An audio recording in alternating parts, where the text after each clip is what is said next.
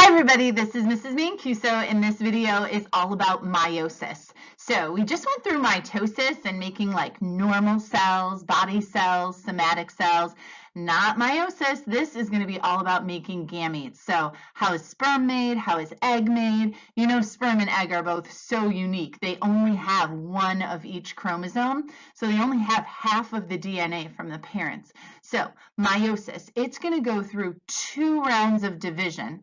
That is a number one difference, or it's one of the differences between mitosis and meiosis. Mitosis only had 1 division. Meiosis is going to divide the cell twice. Because it divides the cell twice, you're going to end up with 4 cells instead of 2 cells. And each of those cells is going to be different from the parent. You remember in mitosis, it only made 2 cells and they were identical to the parent. So here's an example, this drawing here. So if you look at this original cell, it has 2 short chromosomes and 2 long chromosomes, and those are from the parent. So you could think of like these light colored ones as being the paternal chromosomes and these red ones as being the maternal chromosomes. So those are in the original cell, and then that cell had to copy all of its DNA. So in interphase during S specifically, all of them became X's.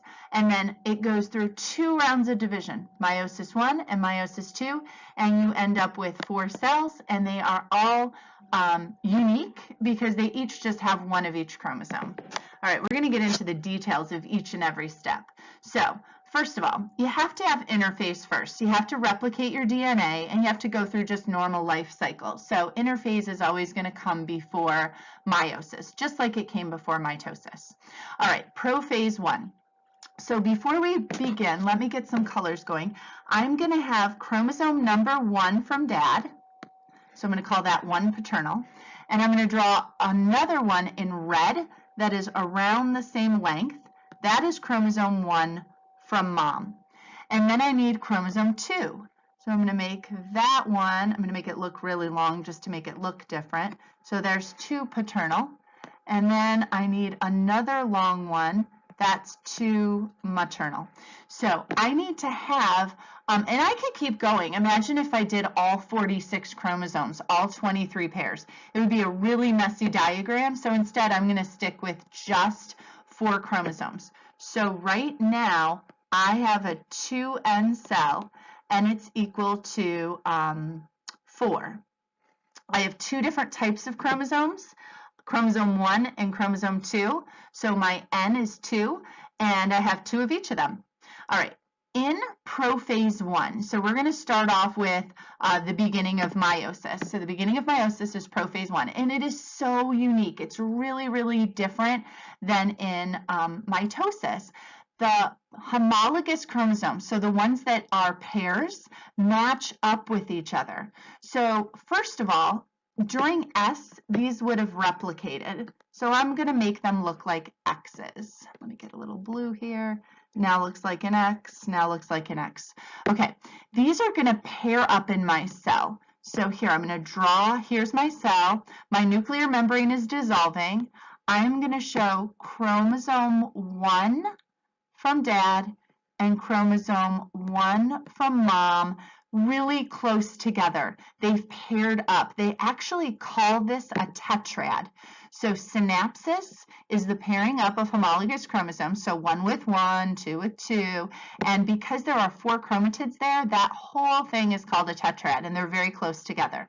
And then I'm going to show the long ones, so there's the red, and there's the blue. All right, this is what happens in prophase I. They pair up with each other, called synapsis. All right, crossing over can occur. So I'm going to show you again, I just had, I'm going to give you just one example. I had a long blue and I had a long red right next to it. And what could happen is right here in this region, they could actually break and switch segments of their DNA. And what would happen is your red chromosome would now look like this, have a blue ending to it. It would be connected, but have a blue ending. And then the other one would look like that. So they've actually exchanged part of their DNA. This is how we get variety. So you have genes that are linked, which means they're on the same chromosome.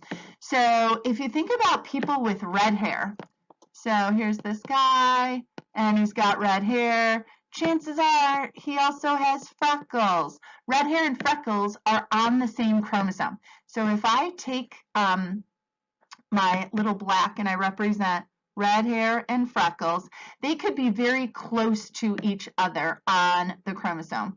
So the only way that you'd ever separate those is if you did this, crossing over, if you broke it and switched it. So you could end up with more variety in the offspring.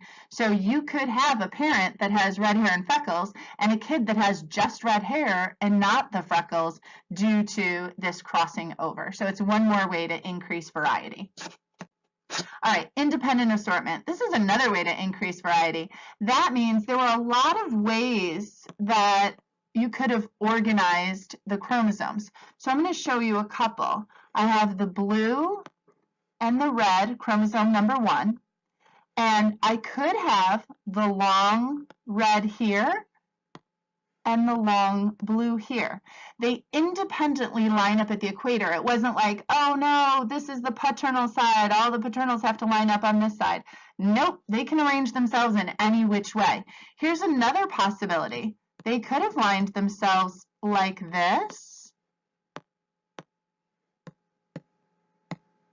and like this. So that is independent assortment, the way that they combine. And if you think about it, we've got 23 pairs, so there's so many different possibilities, which is really why there's so many different sperm and egg gene combinations, which is why siblings don't really look alike.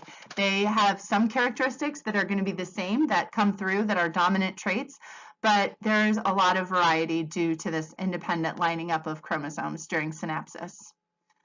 All right, now we move on. Metaphase I, anaphase I, telophase I.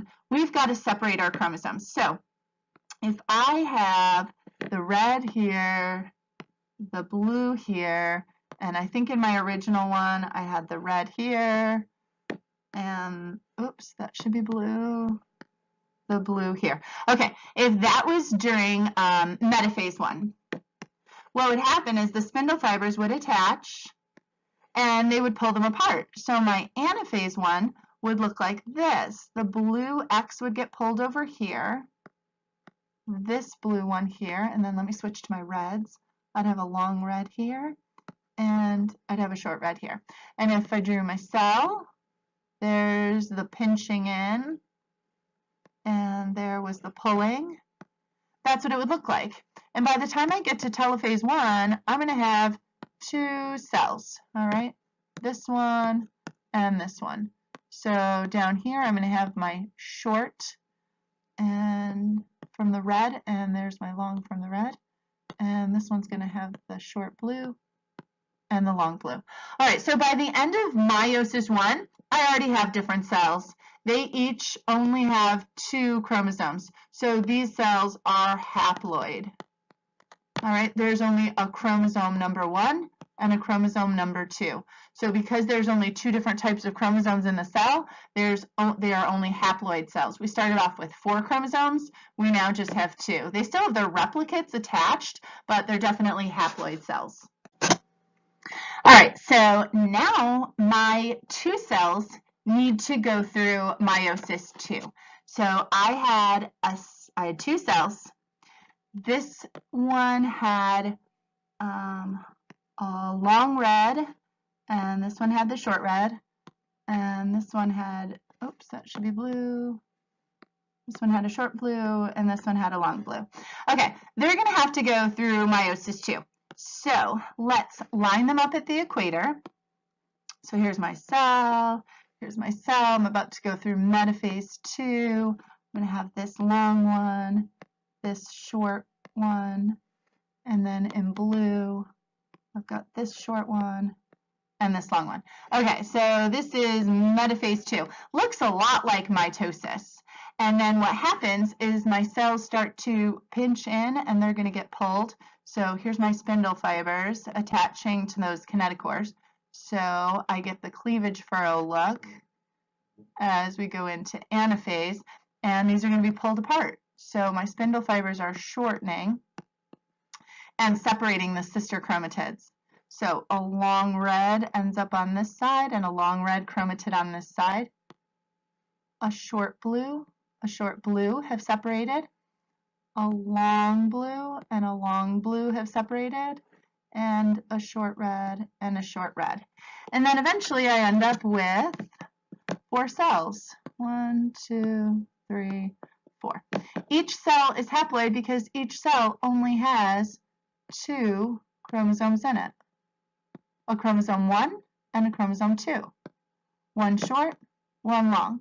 Mine happened to have a maternal and paternal, but that was purely by luck.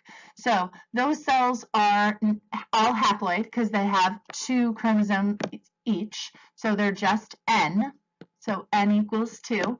And that is the end of meiosis. So I want you to go back. I want you to do some more diagrams. Maybe try it out with 3 sets of chromosomes or 4 sets of chromosomes. Use different colors, practice, make sure that you can identify all the differences between mitosis and meiosis.